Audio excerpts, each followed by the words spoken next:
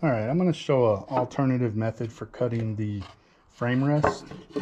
The frame rest is 5/8, 0.625 from the top, and the total depth of the deep Langstroth is 9 5/8. So I set the fence 9 inches from the fence to the blade, and that way it'll cut the rest of the box.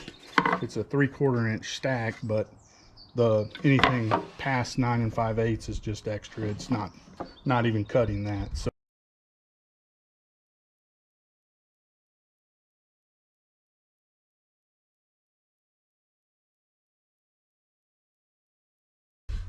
So I've got my box marked out and in, and what I'm going to do is just look for any imperfections. This one had a little bit of chip out from routing the dovetail, so that's a perfect candidate for the frame rest because it'll just cut that away.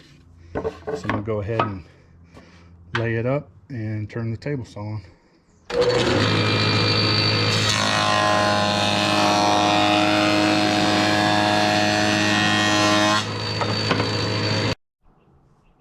Okay, so there it cut a frame rest, and if I check the dimension, it is 9 inches from the top to the bottom, and that leaves about 3/8 for the material left over, which seems to be a little bit stronger than what you're getting in the store.